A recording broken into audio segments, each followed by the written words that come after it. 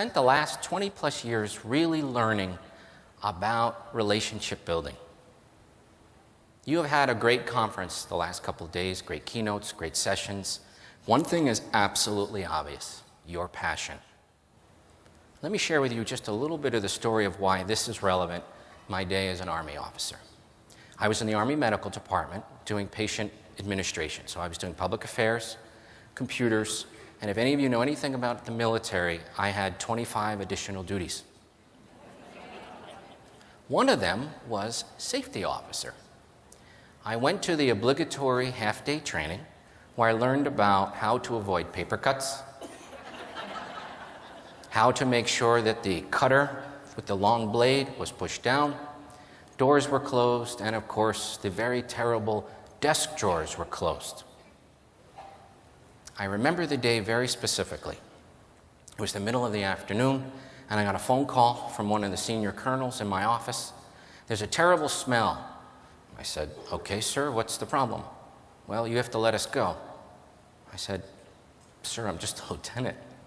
I've been in the Army about 6 months.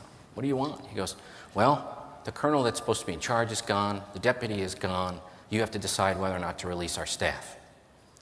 Here's the staff. 50 people, well above age of my parents, right? Majors, lieutenant colonels, there's a colonel. There's also history here.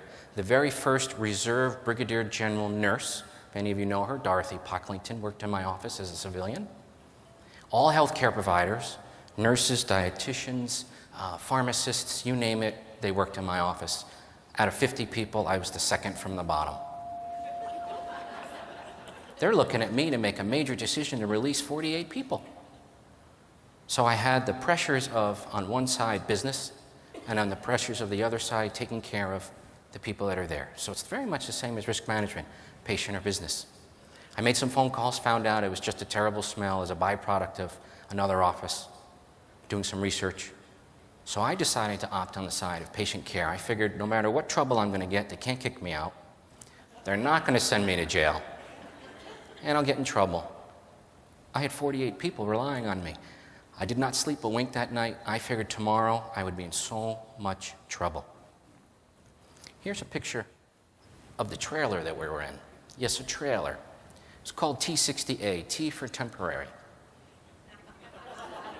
It was temporary for 14 years when I got there in 1987. It was just demolished 2 years ago. Got to work, I was very nervous, and I kid you not one person said a word. It was like nothing ever happened. Here's how we connect that with risk management.